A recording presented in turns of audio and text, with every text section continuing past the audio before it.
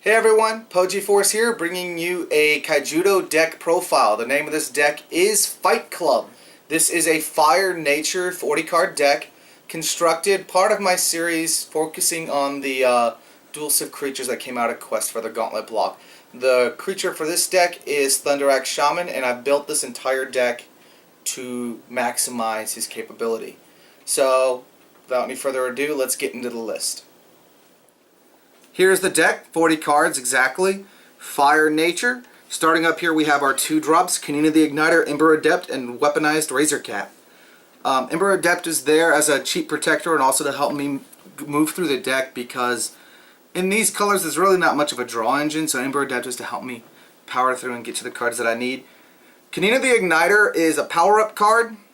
Grants power attack 2000 to one of your creatures when it enters play. It's been surprisingly useful when it comes to certain combos. Like if I'm at 4 mana, I have bait and play already, I can play Torhelm, then play Kenina on the Torhelm, and now all of a sudden we got a 7000 power fast attacker that can attack untapped creatures. Very good with dealing with things like troublesome blockers or Blinder Beetle Prime or things of that nature.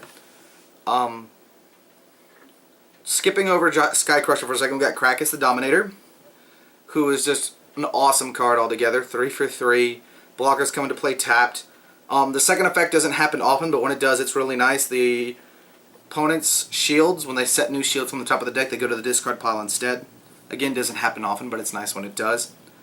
More blocker hate over here. We got Thundering Clap. I've actually also used it for the bonus 1000 power. It is now 9 o'clock, YouTube. And we're back. Sorry about that, YouTube. Probably should have picked a better time of day to record. But we're going to continue where we left off. Again, Thundering Clap, use it for its extra 1000 power. Also for, kill a blocker.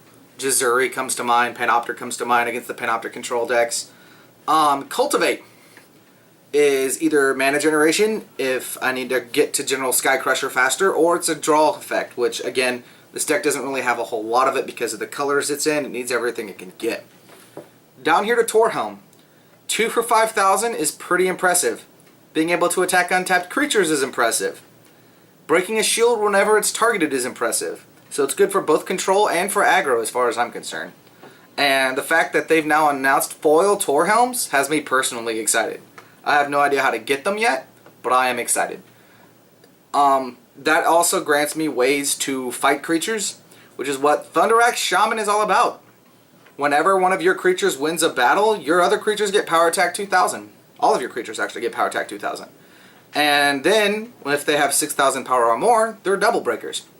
So, as you may have guessed, the point of the deck is to make things fight so they get bigger, so they all turn into double breakers.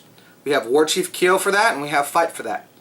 Fight is a 4-cost Fire Nature Shield Blast spell that says you may choose one of your creatures and one of your opponent's creatures, and they battle. Weaponized Razorcat is a great target for that because he's cheap but big. And you don't necessarily have to go for their big creature, just pick on the little guy, and you can get to the big creatures because everything's going to be stronger. Warchief Kyo does the same thing, but he's a Shield Blast creature at 6 for 2.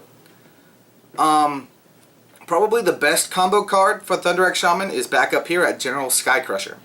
Because, for one thing, General Skycrusher is reasonably big by himself, and he even banishes a creature whenever he comes into play.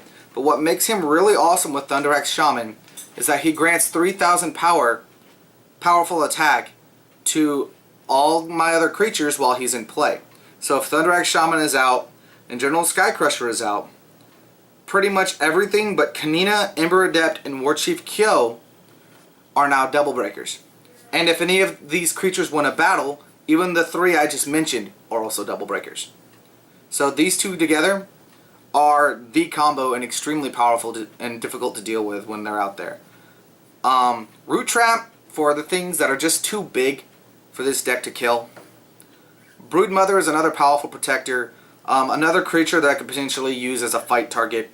And it's also a way to get more cards into my hand.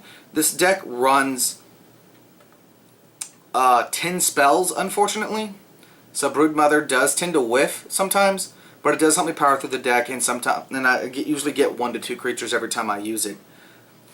Blaze Helix is here as a one-of, either to attack untapped creatures, because that's basically the second way of fighting in this deck, or for banishing all enemy blockers if I'm up against a blocker-heavy control deck. The way this deck wins is early aggression in the form of Torhelm, and using Weaponized Razorcat to set up for fights and Warchief Kyos. Get to General Skycrusher as fast as I can, get out of Thunderaxe Shaman, and just swing with my whole board to win. This deck has done surprisingly well. I honestly thought this deck would be absolutely terrible. It's really thematic, but it's not the worst deck I've ever seen. It's actually been really fun to play. This deck is an extremely fun deck to play. It doesn't have any blockers, so it doesn't really do defense very well. It kind of plays like a control deck at times, because you build up a board, you kill everything that they play because you're fighting it, and then you drop Skycrusher, and then you just swing in with everything, and you got like 10 double breakers. It's ridiculous. The deck shortcomings, because it doesn't draw a whole lot, hand destruction really screws this deck over. And the aggro decks that play really big creatures, I have no Slayers. And the biggest creature by itself without any buff is General Skycrusher at 8,000. So if I'm seeing things that, like Regent Sasha, I have almost no response to Regent Sasha. Root Trap doesn't work on it once it unleashes. Trox, Rule Core, there's a lot of creatures out there that are really big and really difficult for me to deal with, and are really cheap and early into the game. So those faster, bigger decks will usually beat this one. I've seen that in practice by the Battlebred deck, which I'll be showing you guys next time. But it's still been really fun.